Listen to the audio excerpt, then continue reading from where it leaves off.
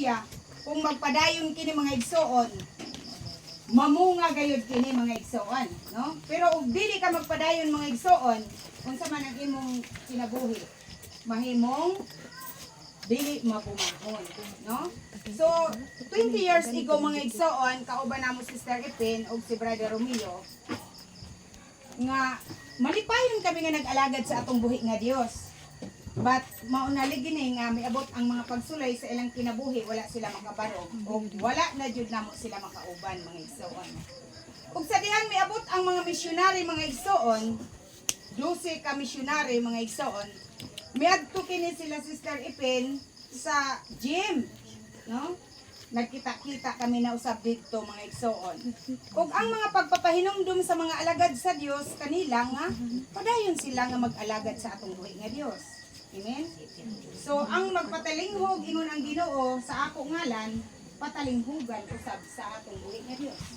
Apan ang dili magpatalinghog sa iyang pulong, mao nang giingon nga makalaot ang kinabuhi. So, salamat sa Ginoo nga niadto na unta sila, miuban na unta sila pangadto sa mga missionary mga igsoon, no? Kay magpa-rebaptize unta sila. Ug ngano gayud nga pag-abot ngadto, wala naman ako makita Sister Ipin. Sister Ipin. No? Hallelujah. So do na joy mga circumstances nga dili masabot, no? Hallelujah sa ilang matag kinabuhi. So mga igsoon, adto na ta sa mensahe nga akong pagadumalangon. Maminaw ta mga igsoon. Kay kini mga igsoon, pinakadabis kini sa atong kinabuhi, no? Ingon pa sa Juan 1:2, ang pulong mao ang Dios, ang Dios pulong ug ang pulong mao ang Dios. Kini nga among gidalangar karon, pulong kini sa Dios, mao kini si Ginoong Jesucristo. Nga nagpalansang diha sa cross nga nagdupa para sa atong kaluwasan o para sa atong mga kapasayloan, no? Hallelujah. So ingon ang Dios sa Ecclesiastes chapter 3 verse 1-2, ang tanan nga mahitabo dinhi sa kalibutan mahitabo gayud. Mahitabo ang panahon nga gitagal sa Dios. Ecclesiastes chapter 3 verse 2, nagtagal siyag panahon sa pagkatao o panahon sa pagkamatay. Mag-angkot ha. Dalaygon ang Dios sa walay katapusan. Hallelujah nining kagabhion ugad. Nagapasalamat kami kanimo o Dios. Hallelujah nga nakaabot kami ining panimalay. Family Adubas Lord. Hallelujah sila Nanay Mir. We thank you Jesus Christ. Hallelujah nga ang imong mga pulong o Dios dili gayud magkulang sa ilang matag kinabuhi. Hallelujah. Padayon ikaw nagapanalangin ni ining maong panimalay ugad nga ang tanan o Dios makabaton sa kaluwasan nga gikan kanimo Lord. And thank you Jesus sa imong alagad Lord uban sa mga kapatiran nga ani karon o Dios nga imong gipadala. Hallelujah nga ikaw ang Dios nga nagpanalangin kanamo Lord ug labaw sa tanan nagpanalangin kanining mga pulong o Dios nga mahitisok kini sa ilang mga taghuna-huna ug kasing-kasing ugad.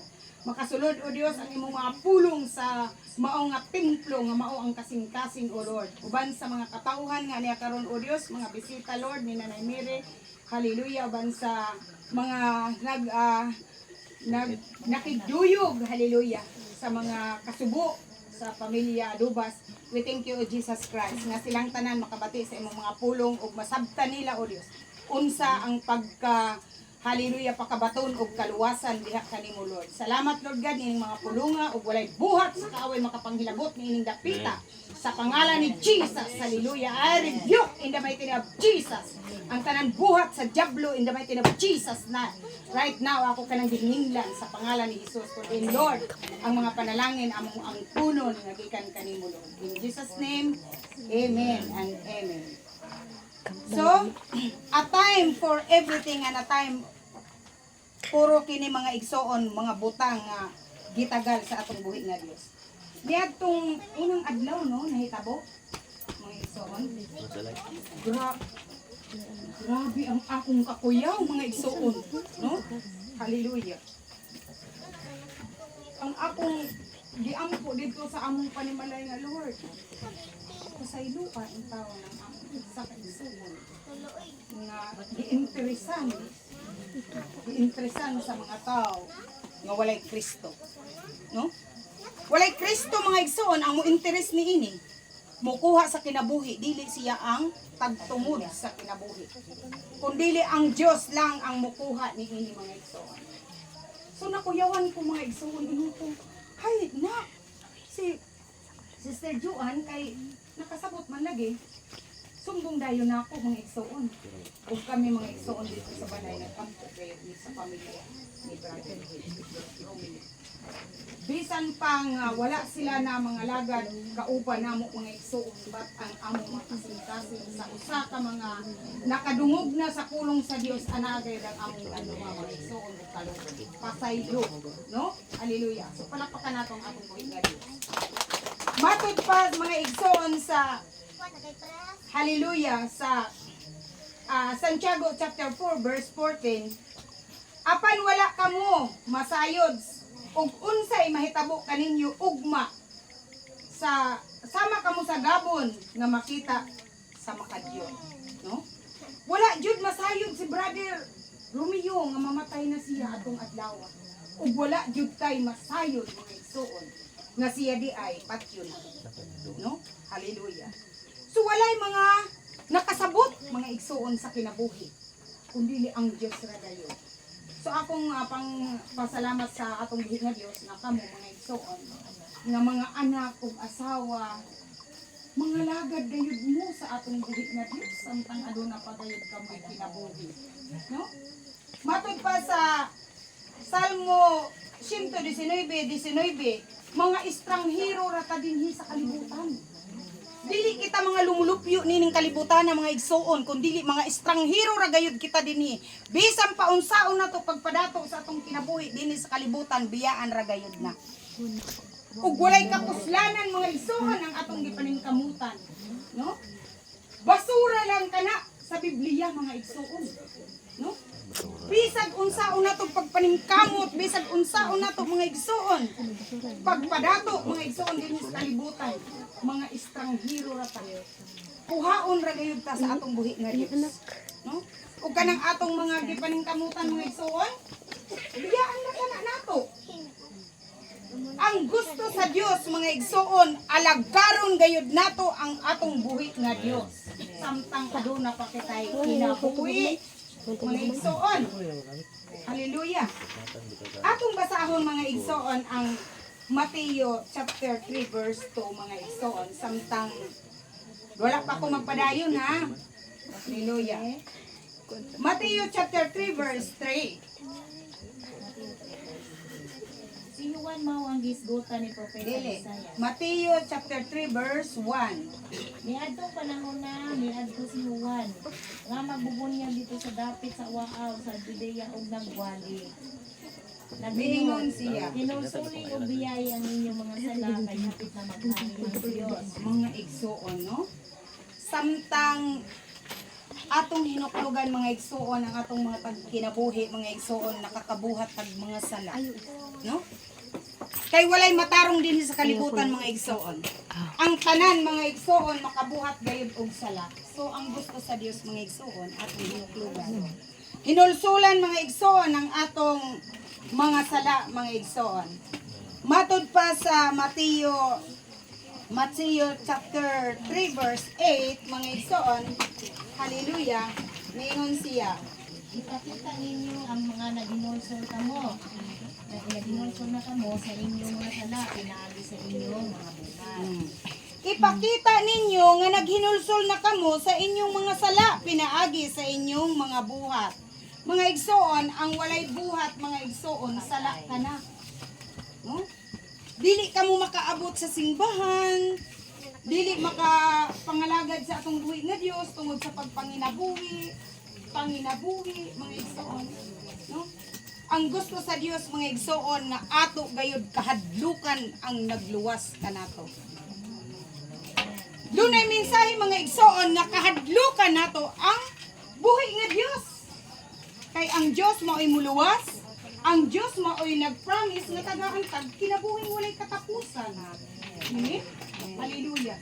Kana lamang nga kinabuhing walay katapusan mga igsoon, matod pa sa akong gibasa kanina, nga wala joy hugaw nga makasulod dito sa gingarian sa Dios. gawas ni adtong nagbalaan sa pulong sa Dios. Amen? Amen. Hallelujah, no? Walay hugaw, kana bang hugaw nga usahay mga chismusa, no? Usahay mga hilabtanon, usahay mga garbuso, dili magpaubos, no? Hugaw kana mga igsoon. Kanang mugawa sa baba mga igsoon, hugaw kana nga hugaw nagikan diri sa kasing-kasing mga igsoon, no? Kanang magmura atong hinuklugan mga igsoon ang atong matag kinabuhi. Ang gusto sa Dios mga igsoon nga makabaton gayud ta og kaluwasan. Ang assurance of salvation mga igsoon ana ara gayud sa atong buhi nga Dios. Nga maoy nagpalansang didto sa krus. Gilansang ang duha nga tiil mga igsoon, no? Gipurong-purungan siya mga tunok para kanato.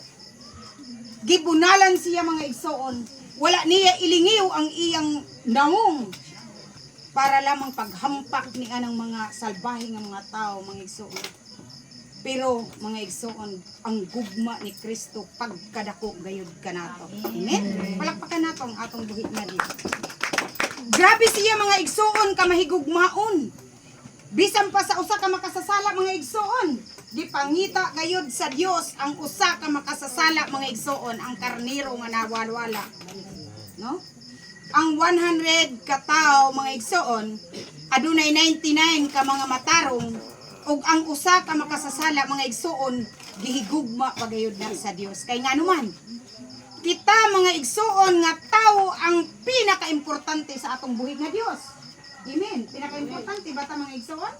Kita nga mga tawo ang mga importante sa atubangan sa Dios. Dili kadtong mga hayop, dili kadtong mga unsa na diha nga mga wala pa kamathi sa atong buhi nga Dios.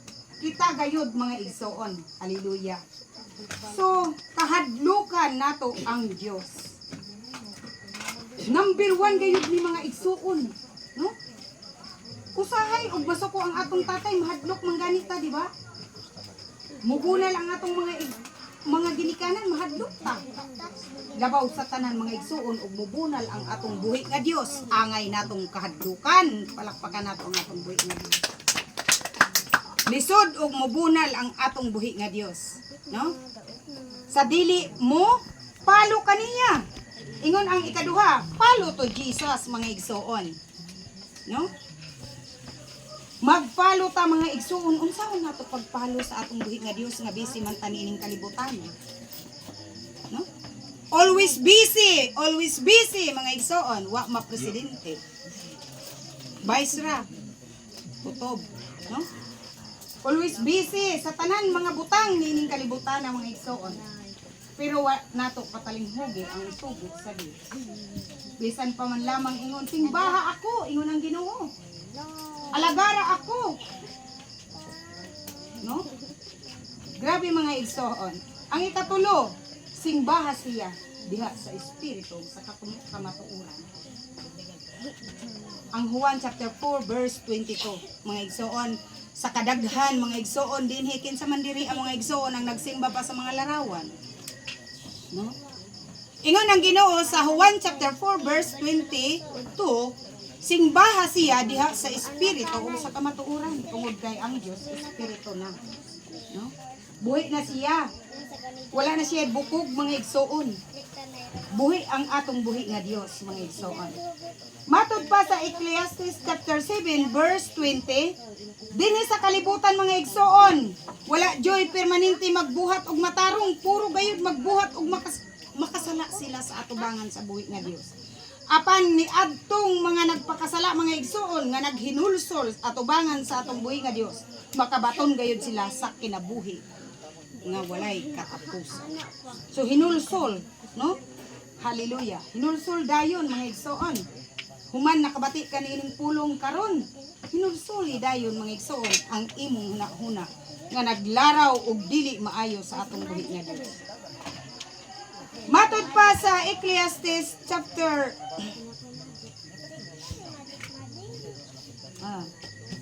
Hallelujah. Ari ta sa kuan. Ecclesiastes chapter 6 verse 2. Unsaon man pagkasayod sa tao, unsaon man pagkasayod sa tao, unsay labing maayo alang kaniya ni ining mubo og walay kapuslanan nga kinabuhi nga mahanaw lamang sama sa aninong unsaon man pagkasayod sa tao, unsay mahitabo dinhi sa kalibutan human siya mamatay nga wala makapangandam sa atong buhi nga Dios, no? So kinahanglan mga igsuon permanente gayud ta mangandam. Adlaw minumituto mga igsuon ang atong kinabuhi pangandaman gayud nato mga igsuon. Dili gayud nato amasangan, no? Kay kuyaw kini mga igsuon og mahilagpo ta didto sa kamatayon nga mao ang kalaglagan nga mao ang impyerno. No? Hallelujah. Kuyaw kini mga igsuon. So atong alagaron ang atong buhi nga Dios.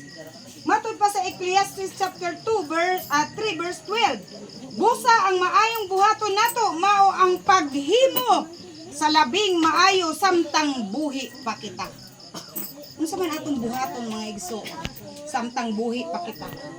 Ang labing maayo kuno nga mao ang pagtuman sa kabubuton sa Dios. Unsa man kini Sister Mirna nga mga pagtuman? Ang daghana man mga igsuon na pagtuman, no? Kana lamang pagtuman nga pagsunod kang Kristo Hesus, dili ta makatuman usahay kay kana daghan jud na mga problema mga igsuon, no? Dili lalim ang pagtuman sa pulong sa Dios, dili lalim ang pagkabot sa kinabuhing walay katapusan mga igsuon. Dili lalim ang pagsunod sa dalan nga matarong kay masigpit kini. Daghan gayud kini mga kalisdanan mga igsoon. But kung ang Ginoo mga igsoon ang imong isentro sa imong kasing-kasing ug una-huna mga igsoon, kanang mga problema, mga kalisdanan, mga kasamo, kasakit mga igsoon, mahanaw lamang kana pinaagi sa atong buhi nga Dios. Palakpakan nato ngayon buhi nga Dios. No? Mura ra ka nag Hoypon ra kana nga mga problema mga igsoon. No?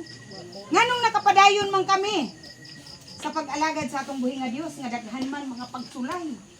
Daghan mga pagsubok sa kinabuhi mga igsoon. Nganong nakapadayon man kami mga igsoon nga nag-alagad sa atong buhi nga Dios. Tungod kay anaa man kami sa mga kamot sa atong buhi nga Dios. No? Dili jud siya mobuhi mga igsoon sa iyang mga hinigugma nga mga anak. No? Matod pa sa 2 Corinto chapter 4 verse 10, kay kinahanglan ang tao mamatay og muatubang unya sa hukmanan mga igsoon, og hukman gayod maayo man og dili ang binuhatan, no? Samtang niya pa nakabati pa mo sa pulong sa Dios mga igsoon karon, hunahunaan ninyo kung maayo gayud ang iyong mga binuhatan karon atubangan sa atong buhi nga Dios. Kay basin unya mga igsoon wala ra ba gayoy pagsisisi nga nauna kundili ang pagsisisi permi sa ulahi. No? Ulahi tanan mga igsoon. Nagwali ko karon mga igsoon sa simbahan ang akong tema assurance of salvation. No? Kunsa ang Ginoo ra gayud mga igsoon ang muhatag ni anang insured nga kaluwasan mga igsoon. Wala na joy lain mga igsoon, no? Dili muhatag si presidente anang kaluwasan. Dili muhatag ang mayor og kaluwasan mga igsoon. Talig muhatag og kwarta tabang ra, no? Maluwas ang imong problema sa lungon, maluwas ang imong problema kung walay bugas, mayor mo tabang mga igsoon. Pero ang kaluwasan mga igsoon naara gayud sa atong buhi nga Dios. Palapakan nato ang atong buhi nga Dios mga igsoon. No? Insured ka diha mga igsoon sa kamot sa Dios. Kung naa ka gayud mga igsoon, mag-alagad gayud ka. So akong pahinumdum mga igsoon sa pamilya Adobas mga igsoon. Ang akong usa ka brother Rogelio mga igsoon, hallelujah. Brother namo kana mga igsoon. Matinud-anon siya sa atong buhi nga Dios. Nakita nako siya nga devoted siya sa atong buhi nga Dios mga igsoon, no? O ngani karon siya naghangyo kanamo mga igsoon nga mag-service kami dinhing dapita karon. No? Kay daghang pang mga luwasunon sa Adubas family. Ang Ezekiel chapter 3 verse 18 basaha Pastora Sabel. Kung dili may magpahinumdum sa matag usa kaninyo, ug dili gayud kamo maluwas, kung mamatay unya, dili na jud mi pasumanginlan mga Kung igsoon. moingon gani ako sa taong dautan, mamatay ka. Ug unya dili mo siya mapahimangnuan, huwag nihon sa pagbiya sa dautan niya pag inagti. Aron maluwas siya, ang maong tao mamatay gayud diha sa iyang pagkadautan. Apan ikaw ang paninglan ko sa iyang kamatayon. Verse 19. Apan kun mapasidan-an mo siya sa dili pa ug dili siya magtagad niini, kanimo mamatay siya diha sa iyang pagkadautan, apan dili ko ikaw silutan. Amen. So si Brother Rogelio mga igsoon, devoted siya sa Ginoo. Ako siyang giingnan mga igsoon.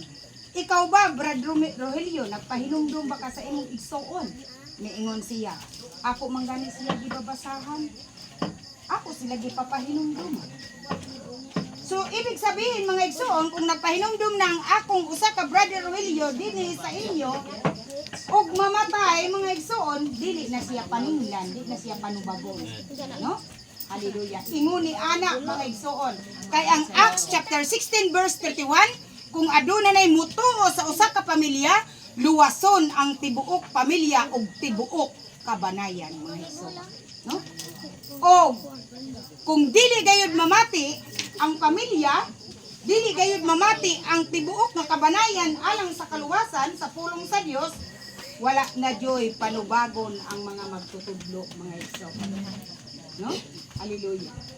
So salamat sa kinabuhi ni Brother Rogelio nga siya nagmatinud-ano, nagmasinugtanon sa kabubuton sa Dios ug siya amo na siyang gipapawali mga igsoon. No? Mukupot na siya, muhawid na siya sa Biblia mga igsoon. Nagwawali na siya sa among simbahan kada Miyerkules mga igsoon. Ug di lamang sa Domingo mga igsoon. Ay dili pa man siya gi-ordain na pastor. No? So at least mga igsoon, mitubo na siya sa kaalam, sa kahibalo nga gikan sa atong buhi nga Dios. Palakpakan natong atong buhi nga Dios. No? Ingon ni ana mga igsoon. Ug ang mga anak ni Brother Romeo, mga igsoon, naa ang mga anak nangalagad sila sa atong buhi nga Dios. Karon miundang na pud. No? Padayon kamo sa pag-alagad sa atong buhi nga Dios. Ayaw mag-undang mga igsoon. Kay basin unya pag-abot sa atong buhi nga Dios, makalitan mo unya mga urat mo. No? Rapture ba ron? Eh ba mo sa rapture?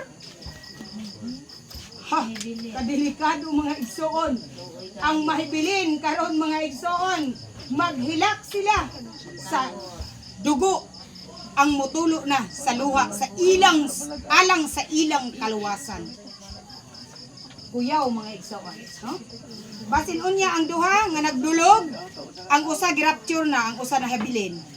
Ang usa nga mga estudyante sa usa sa eskwelahan mga igsoon sa tibok eskwelahan, aduna didto girapture mga igsoon ug ang uban mahabilin. Sa usa ka panimalay mga igsoon sa pamilya, ang uban nahabilin ug ang uban nga nagtuo kang Kristo Jesus ug nag-alagad tuwa na. Rapture karon mga igsoon, kinahanglan nga maghupot mo sa pulong sa Dios. Kaya ang walay pulong mga igsoon, walay bit-bit, walay armas nga darhon dito sa atong buhi nga Dios, maunang giingon nga luoy, wala mo magbasa, wala mo magtukaw sa pulong sa Dios. So maura kadto mga igsoon ang akong i-share kaninyo. Amen. Daghan salamat ug manghinaot kung nakasabtan